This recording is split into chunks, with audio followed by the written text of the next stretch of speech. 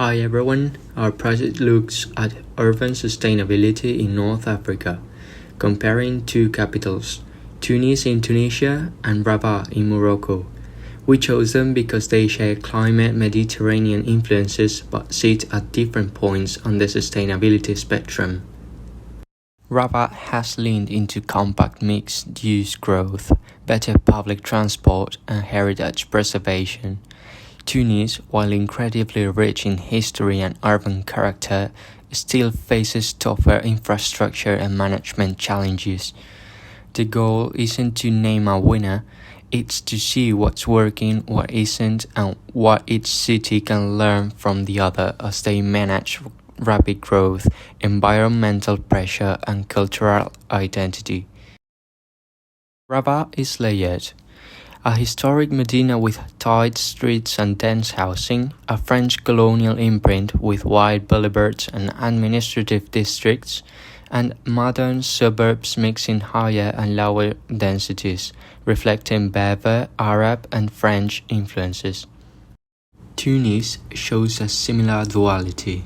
The UNESCO-listed Medina, walkable, market-based, and very social, and the French Ville Nouvelle, with broader boulevards and more modern planning. It's compact overall, but still catching up on sustainability and infrastructure compared with Rabat. Okay, so that's a backdrop for the rest of our group. Two capitals with deep histories and different planning paths, setting up our analysis of risks and blue, green, grey, and red infrastructure strategies. In Tunis, floods happen roughly once a decade, triggered by heavy autumn rains and poor drainage. Major floods in 2007 and 2018 caused serious damage and deaths. The city also faces earthquake risk and severe drought. In 2023, rainfall dropped to just 4% of normal, leaving reservoirs almost empty. With climate change, floods, drought, and heat waves are expected to intensify. In Rabat, flash floods are common when short, heavy rains overwhelm the city's drainage systems, especially after long dry periods. The shifting Azores high allows Atlantic storms to hit hard, as seen in deadly floods in 2002 and major events in 2017 and 2018.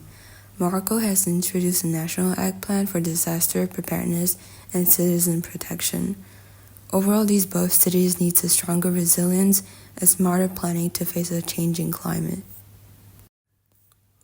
In Tunis, reduced flooding and overpumping have dried nearly 20% of wetlands, destroying habitats for birds, turtles, and amphibians. Pollution from sewage and industrial runoff kills aquatic life, while degraded soils lose their ability to filter water and store carbon.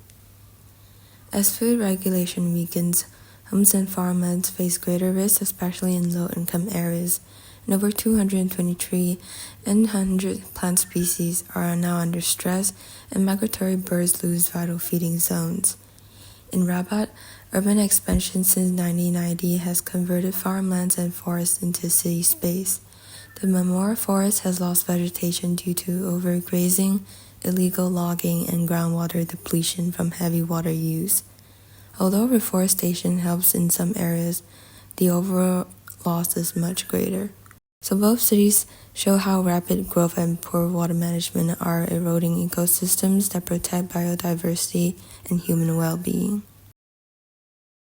In Tunis, blue infrastructure relies on large dam and pipeline like Sidi Salim to supply water, but this has weakened natural flooding and wetland system. The Rabat Borige River project shows how to balance engineering and ecology, restoring river flow, improving water quality, and integrating urban spaces. Inspired by this, Tunis can rehabilitate Lake Tunis and Sekhet Sijomi as flood basins, upgrading the Sijomi wastewater plant, and add stormwater ponds in El Mourouj to enhance water reuse and resilience. Tunis has major parks like Nali and Moroj, improving air quality and recreation, but green area remains disconnected. However, Rabat takes green infrastructure further, connecting its park through continuous ecological corridors and integrating them with public transport. Projects like Parks Hassan II and Hilton Forest form a green spine across the city, recognized by the UN Habitat for Eco-Planting.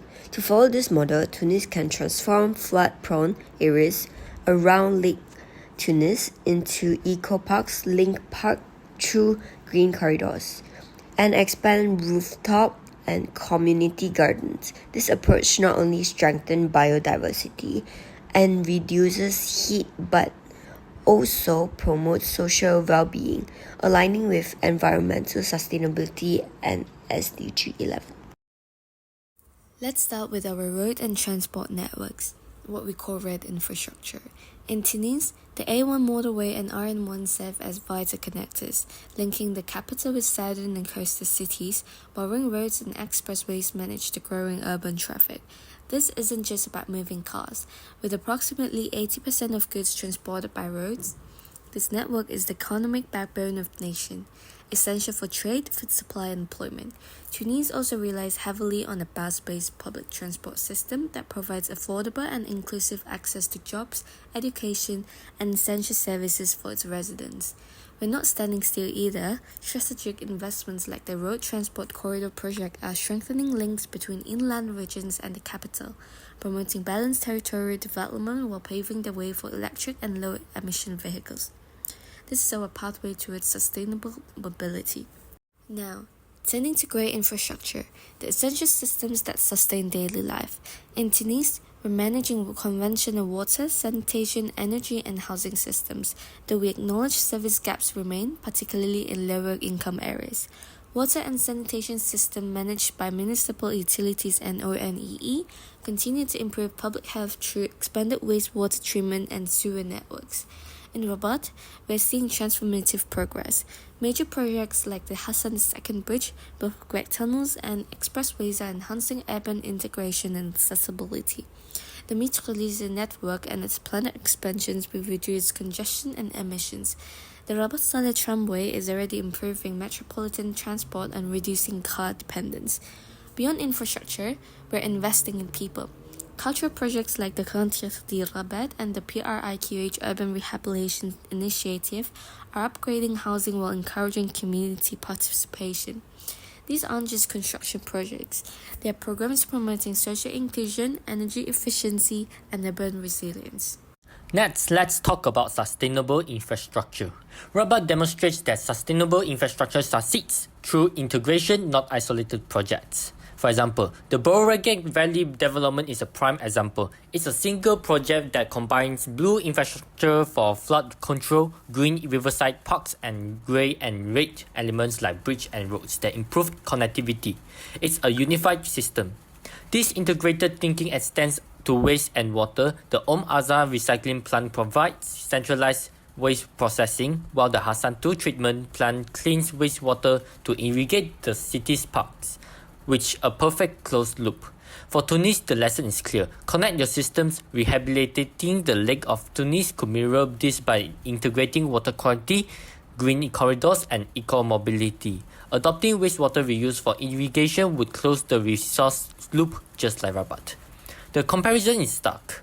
Rabat invests in large-scale integrated solutions like desalination and has tripled the green space per capita, while Tunis systems like how its low 4 to 5% recycling rate remain fragmented.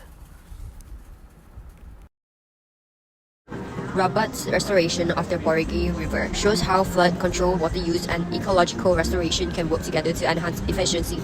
Tunis can adopt a similar integrated approach by rehabilitating Lake Tunis and Sigbat Sejomi as natural flood basins, and by introducing stormwater ponds and decentralized harvesting for irrigation. These actions not only improve water storage and reuse but also strengthen ecological resilience and reduce reliance on energy-intensive artificial water systems.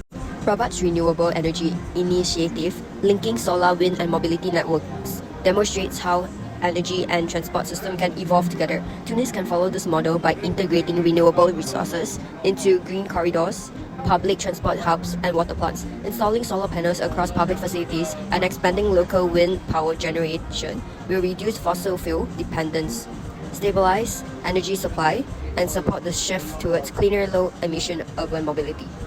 Next, Rabat creation of Riverside Park and Eco Park in flood zones offers valuable lessons for Tunis. Around Lake Tunis, transforming flood-prone lands into eco parks, establishing green corridors along transit routes, and using native drought-tolerant plants can restore biodiversity and create self-sustaining urban ecosystem. This green network enhance air quality, cool urban areas, and act as a natural buffer that protects against flooding and climate stress.